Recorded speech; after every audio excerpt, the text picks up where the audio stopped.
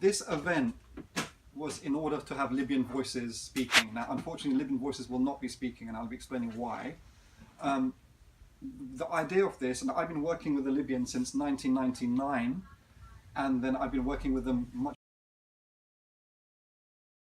more focused since the NATO war that basically started in February 2011, but the bombing didn't start until just over a month after that. And there's a whole bunch of things that Britain is involved in directly to Libya. First of all, Britain was a colonizer of Libya. It had one of its biggest military bases in Libya until 1969, called Wheeler's Field. It was the biggest military base in the whole region of North Africa and the Middle East. It has a colonial history in the Tripolitania region of Libya, which is the third of Libya, which is around Tripoli and the western part. The French had the South Fezzan, where the city of Sabha is, and the Italians had Cyrenaica, where Benghazi is, to the east. That was the division of Libya between the imperialist powers. They were all thrown out in 1969. The oil was nationalized, and the American base was removed, and the British base was removed. And that put the new Libyan government, which was led by Muammar Gaddafi, and what was called the Libyan Arab Jamahiriya, which means the Libyan Arab state of the people or state of the masses. That put Libya into a confrontation with the leading Western powers, particularly the United States and Britain foremostly. It's a complex history from 1969, but basically Libya has one of the best crude oil in the world, which means you don't have to refine it much. It's a very good quality oil. It has the best oil in Africa and the biggest oil reserves, along with Nigeria. But Gaddafi and the government of Libya was always a problem for the West because they supported anti-colonial revolutionary movements around the world. Gaddafi was an eccentric character, but in general, he was part of a very radical third world global movement against imperialism and for socialism. I mean, the Libyan Jamahiriya wasn't a secular republic, that's true. Gaddafi tried to combine the Quranic Islamic principles with socialism, which is encapsulated in his Green Book. Now, I'm not going to go through all the complex history of Libya. I'm trying to be as quick as possible. In 1999, Libya had a rapprochement with the imperialist powers, including Britain and France and the United States. They wanted to end the sanctions against Libya that Britain and the US had imposed. Also, Britain and America bombed Libya in 1986, and they armed and funded and organized different opposition groups. Now, there was a rapprochement. That's a complex period in which Libya had political reforms. Muammar Gaddafi's most political son, Saif al-Islam Gaddafi, who's at liberty now, as much as you can be in liberty in the situation in Libya today. He studied at LSE. He wanted political reforms to make the Libyan system more harmonized and favorable to imperialist liberalism. He brought back most of the political opposition back to Libya. They all returned. And then in February 2011 and into March, a lot of the Libyan opposition then allied directly with NATO, and the war happened, and the Libyan Jamahiriya eventually lost the war towards the end of the summer of 2011. And then Libya and this is where really the story starts in terms of this event. What's happened to Libya post-February 2011? Now, the signature acts of the Libyan revolution was the lynching of dark-skinned or black Libyan people or non-Libyan dark-skinned Africans. In Benghazi, they were so proud of what they did. They filmed it, hundreds filmed it on their mobile phones. You can go on YouTube now on your phones and find that footage. They strung up black brothers and they chopped them up with machetes, with crowds cheering. This was the first acts of the Libyan so-called revolution. So it was very clear it was a very racist rebellion. It was directly allied to NATO.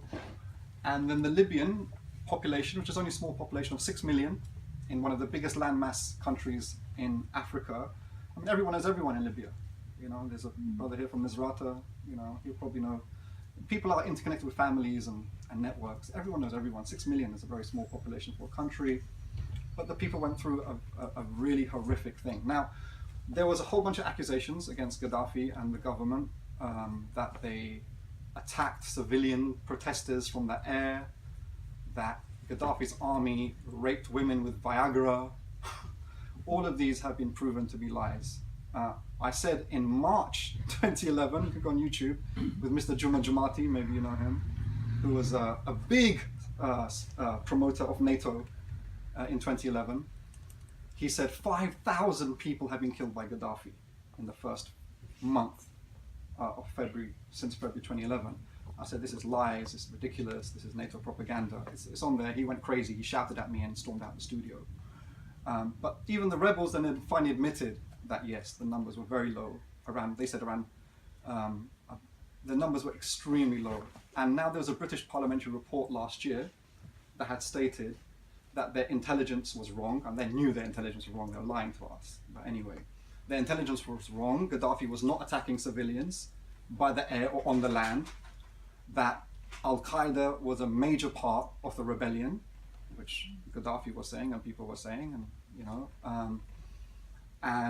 our intelligence was wrong, and they admitted basically all the premise of the NATO war against Libya was false. They've admitted this now, and there's many even human rights reports, Western human rights organizations, I don't consider them human rights organizations, they call themselves that, but anyway, they've also admitted all these lies were just that. Just type British Parliamentary Report Libya 2016 and you can find the reports are there. They've admitted all their accusations against Gaddafi and the Libyan government were lies and wrong and based on faulty intelligence and wrong intelligence. The fallout of the destruction of the Libyan government or socialist Jamahiriya, whatever you want to call it, is that these violently sectarian death squads, some of which were allied to Al-Qaeda, are running vast swathes of Libya. There's complications we can go into. The freedom fighters, so-called, of 2011 for NATO are today's lynchers, enslavers, and people who are involved in literally the industry of buying and selling human bodies, who are alive and sending them into the sea. Tens of thousands are dying. Italy is becoming increasingly populated by our people from Africa, and even some people from Syria, from the Middle East, are going through the Libyan route on that perilous journey. Some people are calling it the new Middle Passage. So it's issues of people trafficking in Libya.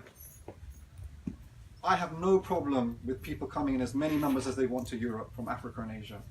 That's not the problem at all. The problem is the perilous route. The problem is the mafia organizing it, and which is directly resulting in tens of thousands of people dying and drowning in the Mediterranean Sea. The British government stopped the Italians' Mare Nostra. It wasn't Italians, I think it might have been a European Union project in the Mediterranean to save refugees. The British government ended that last year. So the British government is directly implicated in facilitating the deaths of tens of thousands of people into the Mediterranean Sea, because the British government stopped ships saving them. It's as simple as that. The British and French involvement in Libya has been really, really disastrous. Now there's enslavement going on in Libya, because if you're people trafficking such large numbers, it's easy to buy and sell them. And so people are being tortured. They're calling their families back home in East Africa or West Africa or south of the Sahel. Welcome, bro.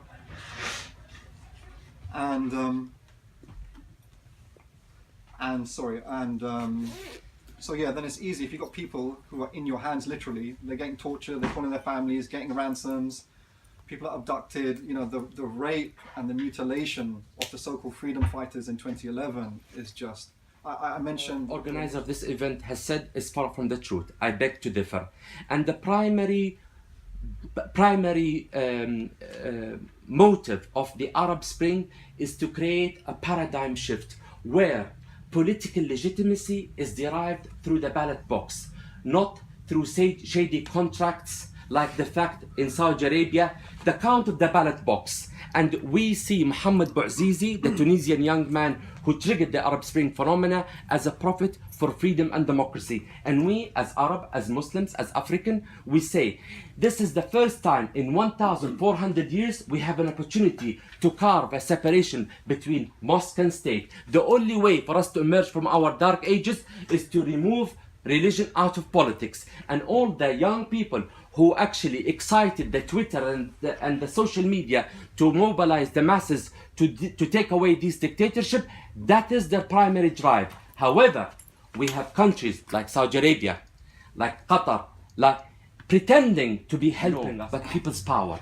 People's power is the only corridor that gives you the right to sit on that seat. However, so if I just focus, that is the ideological cause of the Arab Spring. For 42 years, Libyans were marginalized